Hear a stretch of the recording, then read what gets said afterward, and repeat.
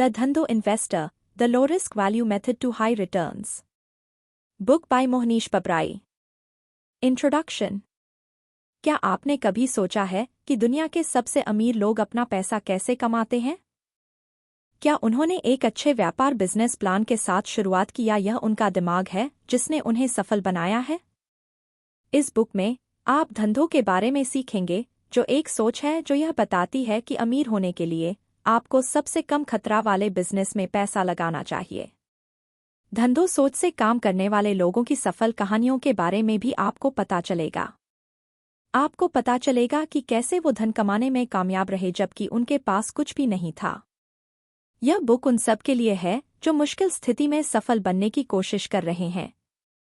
सिर्फ इसलिए कि आप मुश्किल स्थिति में हैं, इसका मतलब ये नहीं है कि आप बड़े सपने नहीं देख सकते हैं।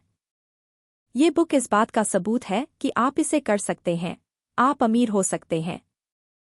तो धंधों की सोच के पीछे के राज को जानने के लिए आइए बढ़ते हैं आगे।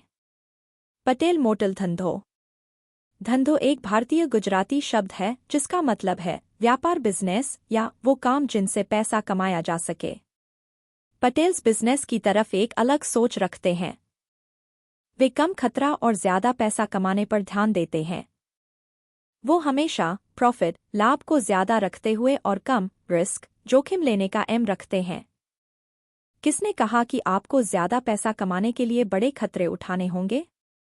सोचिए कि आप एक बिजनेसमैन हैं और आप ऐसे फैसले लेते रहते हैं जो बिना किसी जोखिम के 100% प्रॉफिट लाभ देते हों, तो आप हर बार कितना पैसा कमाएंगे और आप लंबे समय में कितनी सफलता पाएंगे? हम सोच सकते हैं कि बहुत सारी। पटेल पहले जमीनों के मालिक थे। वे खेती और हर काम समझदारी से करने में चतुर थे। क्योंकि उनके बड़े परिवार थे, वो अपने बच्चों के बीच जमीन को बांटने के लिए मजबूर थे, जिससे खेती करना मुश्किल हो गया। छोटी जमीन पर खेती करना फायदेमंद नहीं था, इसलिए पटेल को दूसरी नौकरी ढूंढनी पड़ी। उन्होंने युगांडा जैसे अफ्रीकी देशों की यात्रा करने का फैसला किया। उन्होंने वहां रेल बनाने या बिजनेस व्यापार करने का मन बनाया। अपनी धंधों सोच के कारण पटेल बहुत सफल होने लगे और युगांडा में उनका बहुत नाम होने लगा, जिसके कारण युगांडा के जनरल ने फैसला किया कि अफ्रीका केवल अफ्रीकी लोगों के लिए होना चाहिए, इसलिए उन्होंने पटेलों को अफ्रीका छोड़ने के लिए कहा। जनरल ने उन्हें बाहर कर दिया। युगांडा सरकार ने उनके पैसों को धन जायदाद को छीन लिया और बदले में कुछ नहीं दिया। इसलिए पटेलों के पास घर भी नहीं था और ना ही पैसे थे। किस्मत से उनका अमेरिका, यूनाइटेड किंगडम और कनाडा में स्वागत किया गया। पापा पटेल उनमें से एक थे। उन्होंने युगांडा से बाहर निकलने की योजना बनाई। देश से बाहर निकलने से पहले उन्होंने अपने पैसों को सोने में बदल दिया और छुपाकर अपने साथ ले गए। वो बहुत होशियार थे। पापा पटेल को जल्दी कोई काम शुरू करने के बारे में सोचना पड़ा क्योंकि उनका परिवार उनके साथ था। उन्हें एक मौका तब मिला जब एक मोटेल अमेरिका में बिक रही थी। मोटेल एक तरह का होटल है जो रोड साइड में होता है। तब उन्होंने अपने सभी साथी पटेलों से पैसे इकट्ठे करके अगला कदम उठाया। यह एक फायदे का व्यापार था क्योंकि रिश्तेदार कम से कम पैसे कमाने के समय में वहां मुफ्त में रह सकते थे। पापा पटेल ने एम्प्लॉई को जाने दिया और अपनी पत्नी के साथ उस मोटेल में काम करने लग गए। उनके बच्चों ने भी उनकी मदद की। ऐसा करने से उन्होंने काम में लगने वाले खर्चे को कम कर दिया। समय के साथ उनकी इनकम धन बढ़ने लगी। पापा पटेल बूढ़े हो गए थे, इसलिए उन्होंने अपने बेटे को काम दे दिया। परिवार अगले पटेल को मोटेल का कारोबार देते रहे जो इसे उसी तरह चला सके। वे खर्चे को कम करने के लिए खुद काम करते थे। वे खुद सबसे कम पैसे लेते थे और वो कोशिश करते कि मोटेल का हर रूम में कोई ना कोई कस्टमर हमेशा रहे। वे अधिक व्यापार करने की सोच रखते थे। अपनी धांधो सोच के कारण उन्होंने एक के बाद एक बड़े मोटेल खरीद कर काम को बढ़ा दिया। अमेरिका में ज्यादा समय से नहीं होने के बाद भी पटेलों ने अपने लिए एक ऐसा नाम बनाया है जिसे हर कोई जानने लगा। आज यह भारतीय ग्रुप पूरे अमेरिका में आधे मोटेल्स का मालिक है। सोचिए कि यह सच करना उनके लिए कितना मुश्किल था। वे बिना पढ़े लिखे या अच्छी अंग्रेजी जाने बिना किसी देश में चले गए, लेकिन उन्होंने ये करके दिखाया। उन्होंने सभी रुकावटों का सामना किया और वे अब $40 बिलियन के मालिक हैं। वे अमेरिका को हर साल $725 मिलियन से अधिक टैक्स देते हैं। मणिलाल धंधो। आप सोच रहे होंगे कि पापा पटेल सही समय में सही जगह पर होने के कारण लकी थे, किस्मत अच्छी थी। लेकिन सच यह है कि उन्होंने जो किया वह कोई भी कर सकता है। इसका राज धंधो रूल्स में छुपा है। मणिलाल चौधरी पटेल के कजिन भाई हैं। क्योंकि वह एक गुजराती है, धंधो की सोच उसके जीन में भी है। वह 54 साल के मेहनती और ईमानदार आदमी हैं। मणिलाल ने भारत में एक अकाउंटेंट का काम किया। उनके भाई ने उन्हें और उनके परिवार को अमेरिका आने में मदद की। मणिलाल ने अपना परिवार सैन फ्रांसिस्को में बसाया। उनके पास पैसे नहीं थे, इसलिए उन्होंने अपने परिवार को संभालने के लिए नौकरी खोजना शुरू कर दिया। उन्होंने अकाउंटेंट की नौकरी खोजने की कोशिश की, लेकिन उनकी अंग्रेजी अच्छी नहीं थी और अमेरिका में कभी काम नहीं करने की वजह से उनके सभी कोशिश फेल हो गए। इसलिए मणिलाल ने सबसे कम पैसे वेतन में गैस स्टेशन पर नौकरी की। वह हफ्ते में 112 घंटे काम कर रहे थे। इसके बाद मणिलाल अपने परिवार के साथ एक कंप्यूटर पावर सप्लाई कंपनी में काम करने के लिए दक्षिणी कैलिफोर्निया चले गए। जल्द ही पूरे परिवार ने चेरोकी इंटरनेशनल में उनके साथ काम करना शुरू कर दिया। एक बार जब पैसा आना शुरू हुआ तो मणिलाल के परिवार ने पैसे बचाने का फैसला किया। क्योंकि वे सभी एक ही अपार्टमेंट में साथ रहते थे, कम पैसे खर्च होते थे। अपने बचाए हुए पैसों से उन्होंने एक बड़ा घर खरीदा। नए घर में जाने के बाद मणिलाल ने एक और नौकरी करना शुरू कर दिया। वह अब पावर सप्लाई कंपनी में सुबह 8 बजे से शाम 5 बजे तक और शाम 5:30 बजे से रात 11 बजे तक गैस स्टेशन में काम कर रहे थे। मणिलाल के लगन के कारण गैस स्टेशन के मालिक ने उन्हें मैनेजर बना दिया। उन्होंने अपने वेतन के साथ गैस स्टेशन के प्रॉफिट लाभ का 10% भी कमाया। उनका पूरा परिवार पैसे बचाता था। उन्होंने परिवार के हर सदस्य के लिए उस पैसे से घर खरीदना शुरू किया। वे अभी भी कम खर्च और अधिक पैसे बचाते थे और एक सिंपल जीवन जी रहे थे। इसके बाद मणिलाल ने बचाए हुए पैसे से अपना खुद का व्यापार बिजनेस शुरू किया। उन्हें एक मोटल खरीदने का मौका तब मिला जब अमेरिका में 9/11 के टेररिस्ट अटैक के बाद उसके दाम कम हो गए थे। उन्होंने कुछ पैसा लगाने वालों को अपनी ओर किया और काम करने के लिए तैयार हो गए। मणिलाल ने अपनी दोनों नौकरियां छोड़ दी और पूरे समय मोटेल में काम करने लगे। 4 साल के बाद उनके मोटेल ने दाम बढ़ गया। प्रॉफिट हर साल 48% बढ़ने लगा। मणिलाल ने लिए हुए पैसे वापस कर दिए और उनका परिवार अब असल में पैसा कमाने लगा। हर सदस्य ने अपनी इनकम बढ़ाना शुरू कर दिया। वे कैलिफोर्निया और अन्य जगहों में मोटेल खरीद कर चला रहे थे। यह धंधों के सोच का एक अच्छा उदाहरण था। मणिलाल ने कड़ी मेहनत की, अपने खर्च को कम से कम रखते हुए जितना हो सके उतना बचाया। उन्हें 9/11 के बाद एक बड़ा मौका मिला। मणिलाल ने 3 साल तक सही मौके का इंतजार किया और सही अवसर चुना। वर्जिन धंधो। आप सोच रहे होंगे कि धंधो ने पटेल और मणिलाल के लिए काम किया, लेकिन यह आपके लिए काम करेगा या नहीं? क्या आपको लगता है कि धंधो केवल इंडियंस बटा भारतीयों के लिए है? यहाँ इंग्लैंड में जन्मे और पले बड़े आदमी का एक और उदाहरण है। पटेल की तरह रिचर्ड ब्रैंसन पैसे बचाते नहीं थे। वो अपने जीवन को पूरी तरह से जी रहे थे और मजे कर रहे थे। उनकी एक म्यूजिक रिकॉर्डिंग, संगीत रिकॉर्डिंग और डिस्ट्रीब्यूशन की कंपनी थी। एक दिन एयरलाइन का एक बिजनेस प्लान रिचर्ड की डेस्क पर आई। यह लंदन और न्यूयॉर्क के बीच एक ऑल बिजनेस क्लास एयरलाइन बनाने के बारे में था। रिचर्ड बड़े होशियार थे। वो जानते थे कि इस प्लान को उनके पहले कई बिजनेसमैन ने मना कर दिया था, नहीं तो यह उन तक नहीं आता। उन्होंने इसके बारे में सोचा, प्लान को समझा और कुछ बदलाव किए। रिचर्ड ने इसे ट्राई करने का फैसला किया। उनके फ्रेंड्स, साथियों ने उन्हें पागल कहा क्योंकि एक अच्छे प्लेन हवाई जहाज में बहुत पैसा खर्च होता था। रिचर्ड ने कुछ फ़ोन किए और किराए पर एक पुराने बोइंग 747 जंबो जेट को खोजने की कोशिश की। उन्होंने केवल 1 साल के लिए इसे किराए पर लेने की योजना बनाई। अंत में लगभग $2 मिलियन खर्च का हिसाब बना। उस साल उनकी कमाई की तुलना में यह बहुत ज्यादा नहीं था। उन्होंने हवाई जहाज की देखभाल करने वाले लोगों को काम पर रखा। क्योंकि वह बॉय जॉर्ज की एल्बम में पैसा लगा रहे थे, वो पॉप कलाकार के अच्छे दोस्त थे। इसे शुरू करने वाले दिन रिचर्ड ने बॉय जॉर्ज को उनके साथ रहने को कहा। इसकी मदद से वो अपनी एयरलाइन का नाम चारों तरफ फैलाना चाहते थे। उस दिन थोड़ी गड़बड़ हुई, लेकिन फिर भी काम हो गया। अगर हम इसके बारे में सोचें तो अगर कोई ऐसा खतरा लेना चाहता है तो उन्हें कम से कम $60,000 के खर्च के साथ एक हार्ड, मुश्किल लेकिन अच्छी तरह से बनाए गए प्लान की जरूरत होगी। लेकिन रिचर्ड ब्रैंसन के अनुसार अगर आप खतरा उठाना चाहते हैं तो आपको शुरू के खर्चों को कम करने के लिए नए तरीके सोचने की जरूरत होती है। इसीलिए उन्होंने जेट खरीदने की जगह उसे किराए पर लिया। उन्होंने एक छोटी स्टाफ टीम को काम पर रखा। रिचर्ड उस समय के सबसे फेमस गायक के दोस्त थे। इन सब की मदद से वर्जिन एयरलाइंस ने पहली सक्सेसफुल उड़ान भरी।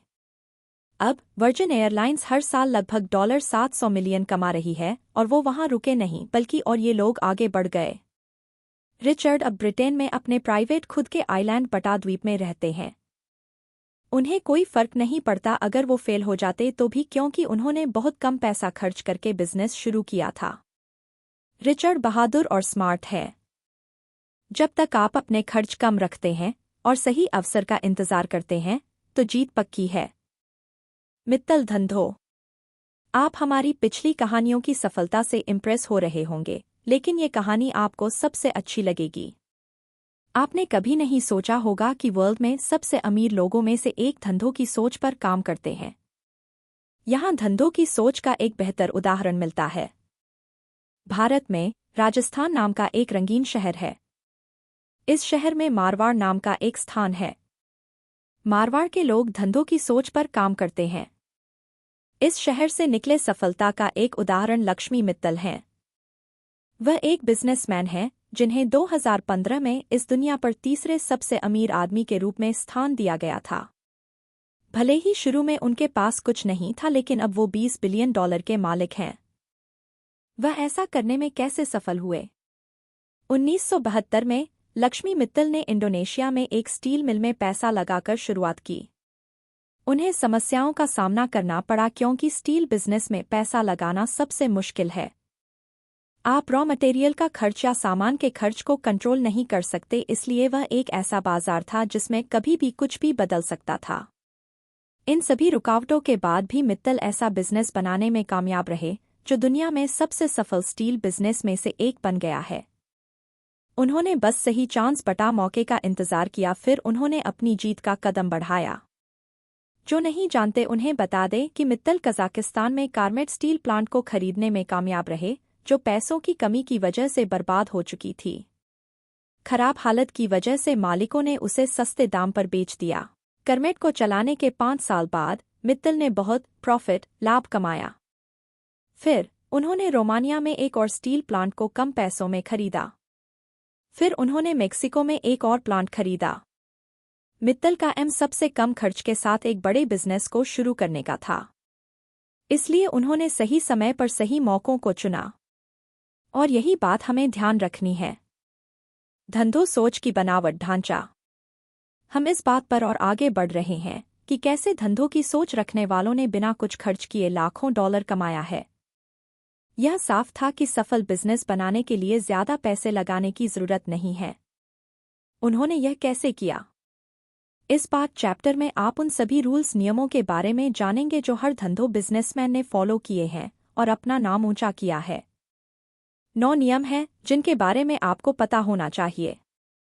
पहला धंधों नियम है कि जो बिजनेस पहले से है उसमें पैसा लगाकर शुरू करना चाहिए। ऐसा नहीं सोचना चाहिए कि आप कुछ नया बना सकते हैं। ऐसा करना बेकार है।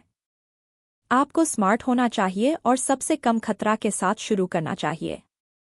दूसरा धंधों नियम है एक ऐसा बिजनेस चुनें जो सरल इजी हो और जो समय के साथ बदले नहीं, क्योंकि अगर कुछ बदलता है तो उसमें पैसे खर्च होते हैं।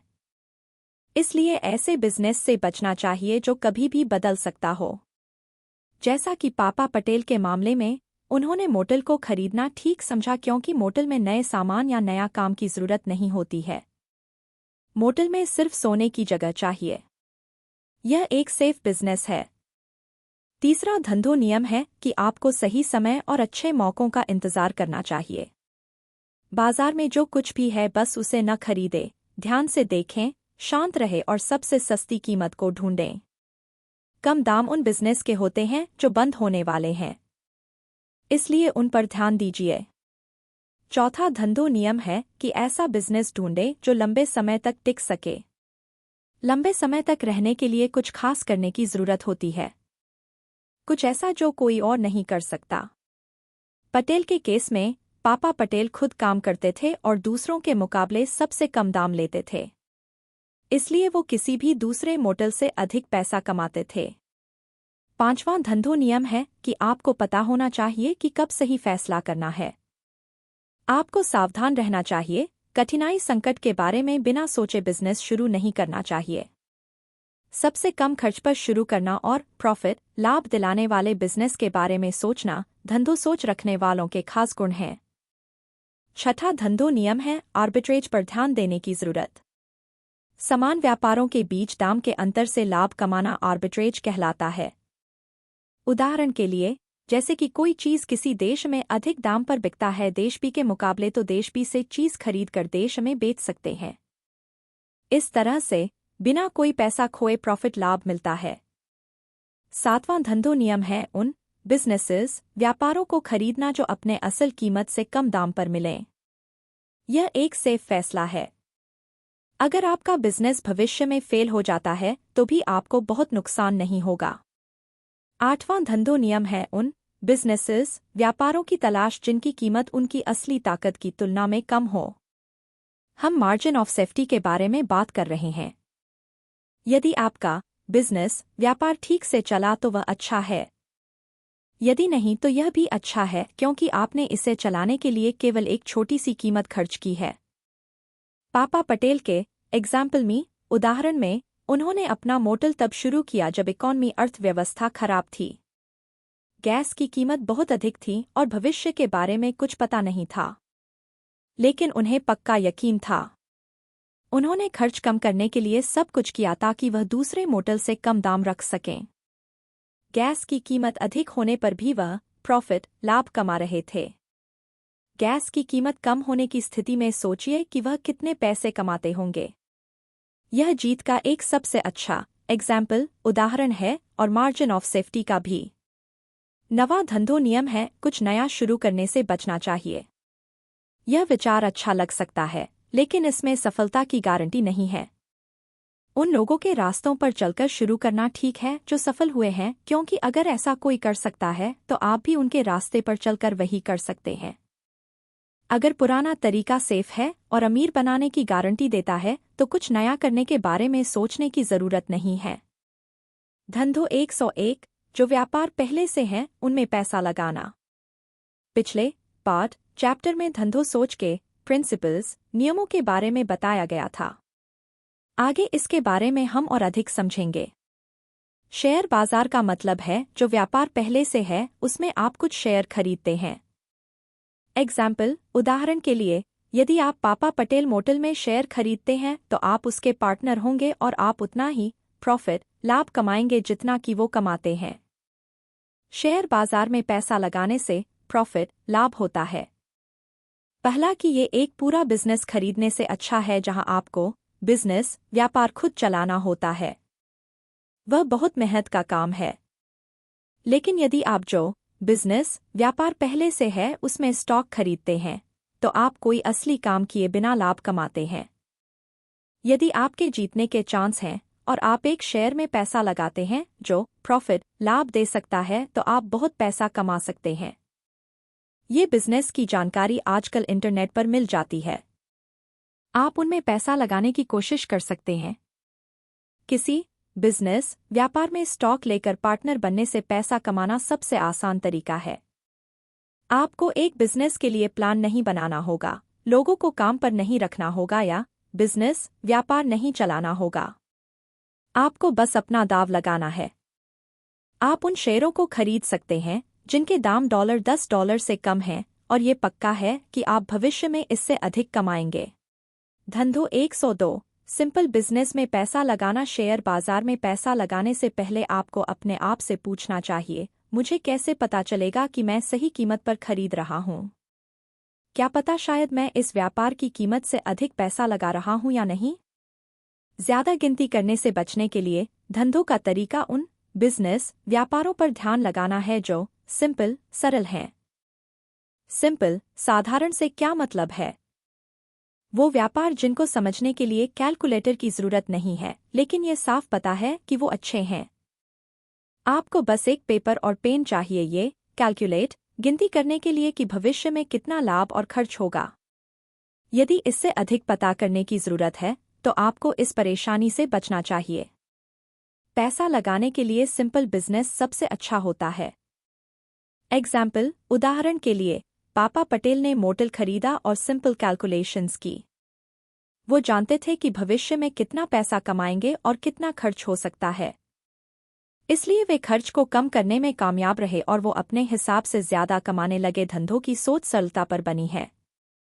हर बिजनेस व्यापार ऐसा होना चाहिए। यदि खर्च और प्रॉफिट लाभ ठीक से पता नहीं है तो यह एक लाल झंडा है। इसका मतलब है कि आपको कभी भी खतरों से भरे और जिसके बारे में ठीक से कुछ कहा या समझा न जा सके उस बिजनेस व्यापार में पैसा नहीं लगाना चाहिए। धंधो 201 जो व्यापार प्रॉब्लम में है उसमें पैसा लगाएं।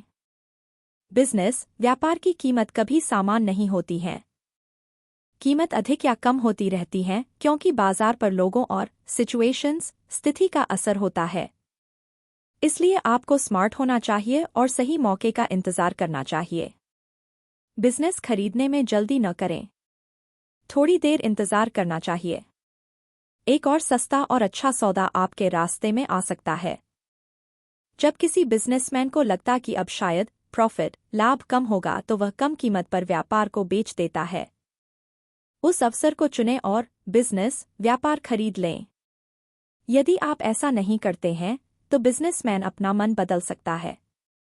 चलो मिस्टर मार्केट की कहानी से सीखते हैं।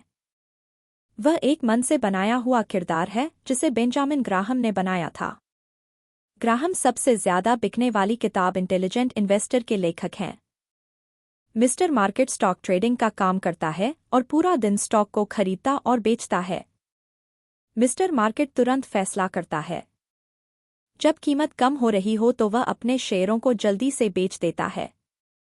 जब वह एक ज्यादा दाम वाला स्टॉक देखता है तो वह उसे खरीद लेता है। प्रॉब्लम यह है कि मिस्टर मार्केट बहुत कम पैसा कमा कर उससे ज्यादा पैसे खर्च कर रहा है। वह खरीदने या बेचने से पहले सोचता नहीं है। मिस्टर मार्केट जैसे सभी बिना सोचे समझे पैसा लगाने वाले लोगों से फायदा लेने वाले लोग पटेल, मणिलाल और मित्तल जैसे धंधों की सोच वाले लोग हैं। धंधों के नियम से पैसा लगाने वाले लोग तब बिजनेस व्यापार खरीदते हैं जब वो बिजनेस व्यापार मुश्किल में होता है, क्योंकि वे जानते हैं कि अंत में शेयर बाजार फिर से ठीक हो जाएगा। जब समय आएगा तो उन्हें अधिक लाभ होगा। धंधो 202 business investment with durable modes. उन बिजनेसेस व्यापारों में पैसा लगाना चाहिए जिनके पास खास खूबी हो जो दूसरों के पास ना हो। यदि दूसरे रेस जीत गए तो आप बहुत सारा पैसा खो देंगे। अगर आप सोच रहे हैं कि ऐसे व्यापारों में पैसा लगाने से आप चैन से बैठ सकते हैं तो आप गलत हैं, क्योंकि कुछ भी लंबे समय तक नहीं रहता है। सभी बिजनेस कुछ समय बाद फेल होते हैं। एक और अच्छी कंपनी आकर बाजार को बदल सकती है। तो हम इसके बारे में क्या कर सकते हैं? आप केवल 10 साल आगे की सोच सकते हैं, उससे आगे की नहीं। यदि किसी बिजनेस व्यापार में एक लाभ है जो अगले 10 सालों तक पैसा कमाने की गारंटी देता है तो आपको इसे खरीदना चाहिए। इसका उदाहरण ऑथर लेखक का पसंदीदा रेस्तरां चिपोटल है। उसकी सफलता दरवाजे पर इंतजार कर रहे लोगों की लंबी लाइन से पता चलती है। लेखक दूसरे रेस्तरां में जाने के बजाय लाइन में खड़े रहना और अपनी बारी का इंतजार करना पसंद करते हैं। क्यों? इसलिए क्योंकि यह रेस्तरां दूसरे रेस्तरां से बिल्कुल अलग है। उन्होंने अपना एक अलग नाम बनाया है जिसकी बराबरी कोई नहीं कर सकता है। चिपोटल ताजा और अच्छी क्वालिटी का सामान यूज करता है। वो टेस्टी खाना बनाते हैं और वे अच्छी सर्विस सेवा देते हैं। कस्टमर यह बता सकता है कि उन्हें कौन सा सामान चाहिए और कितना चाहिए। यह सर्विस कहीं और मिलना मुश्किल है। चिपोटल ने 500 और रेस्तरां खोलने के लिए काम को और बढ़ा दिया है। दूसरे रेस्तरां ने कॉपी करने की कोशिश की लेकिन अभी तक कोई भी सफल नहीं हो पाया है। चिपोटल एक शानदार उदाहरण है ड्यूरेबल मोड का। जरा सोचिए कि उस फायदे की वजह से वे कितना पैसा कमा रहे हैं। उन रेस्तरां को देखते हुए जिन्हें वे खोलने में कामयाब रहे, वे बहुत प्रॉफिट लाभ कमा रहे हैं। धंधो 301 कुछ बड़े शानदार दाव लगाना। सोचिए कि आपको एक बिजनेस मिला है जो इजी है। क्योंकि वो मुसीबत में है, उसका मालिक सबसे कम कीमत पर बेचने को तैयार है। इस बिजनेस को करने का गुण आप में है और आप वहां काम करने के लिए एक्साइटेड उत्सुक हैं। यह बिजनेस कुछ बिल्कुल अलग करता है, इसलिए प्रॉफिट लाभ की गारंटी है। इसलिए आप इसे खरीद लेते हैं। मान लीजिए कि इसकी कीमत $30 है, लेकिन आपने इसे केवल $10 में खरीदा है। आप इसकी कीमत को $30 पर वापस कैसे ले जाएंगे? ज्यादा कुछ करने की जरूरत नहीं है, बस इंतजार कीजिए और इसे अपने आप ठीक होने का समय दीजिए। इतिहास ने साबित किया है कि खराब टाइम में बेचे जाने वाले व्यापार अंत में अपने असल दाम पर आ जाते हैं। तो बस जल्दी ना करें और इंतजार करें। 1963 में वॉरेन बफेट ने अमेरिकन एक्सप्रेस में अपनी टोटल इनकम का 40% पैसा लगा दिया। उन्होंने लगभग $7 मिलियन उस कंपनी में लगाए। उस समय अमेरिकन एक्सप्रेस को सैलड ऑयल क्राइसिस के कारण बहुत नुकसान हुआ था। अमेरिकन एक्सप्रेस ने गलत फैसला लिया जिसके कारण उन्हें $60 मिलियन का नुकसान हुआ। तो उनके शेयर की कीमत तुरंत आधी हो गई थी। वॉरेन बफे से पूछा गया कि उन्होंने इसमें पैसा क्यों लगाया, क्योंकि वो सब कुछ खो सकते थे। उन्होंने कहा कि इस तरह का अवसर बहुत कम मिलता है। उन्हें विश्वास था कि अमेरिकन एक्सप्रेस मुश्किल से निकल जाएगा और जल्द ही बहुत प्रॉफिट लाभ कमाएगा। तो ये उदाहरण ये सिखाती है कि कभी कभी कुछ बड़े दाव लगाने चाहिए। अपने मन की आवाज पर भरोसा करना चाहिए और सिर्फ कभी कभी बड़े दाव लगाने चाहिए। धंधों के नियम आपको स्मार्ट बनने में मदद करती है। कंक्लूजन। इस बुक में आपने धंधों सोच के 9 प्रिंसिपल्स नियमों के बारे में सीखा। जब जीतने की बहुत इच्छा होती है तो आपने सीखा कि कोई भी रुकावट हमें रोक नहीं सकती। सिर्फ इसलिए कि चीजें थोड़ी मुश्किल हैं, आपको अमीर बनने का सपना छोड़ना नहीं चाहिए। इस बुक समरी ने आपको उन लोगों के महान उदाहरणों के बारे में बताया जिनके पास कुछ नहीं था और फिर भी उन्होंने बहुत प्रॉफिट धन कमाया। वे सभी धंधों सोच पर चलने वाले लोग थे। आपने सही समय का इंतजार करने और सिंपल बिजनेसेस सरल व्यापारों को चुनने के बारे में सीखा। आपने यह भी सीखा कि ज्यादा प्रॉफिट लाभ देने वाले शेयर को कैसे ढूंढना चाहिए। जिंदगी दाव लगाने के लिए है। बिजनेस सबसे कम खर्च पर सही फैसला लेने के बारे में है। धंधों सोच अपना करके बिजनेस चुनें ताकि अगर आप जीते तो आप अमीर बन जाएंगे और अगर आप हारे तो आप बहुत ज्यादा अधिक नहीं खोएंगे। इसलिए अपने मुश्किल जीवन से उदास न हो। कॉन्फिडेंस गेन कीजिए और सक्सेस के पाठ में धंधों रास्ते पर चलो, साहसी बनो और धन और सफलता की दिशा में धंधों के रास्ते पर चलो।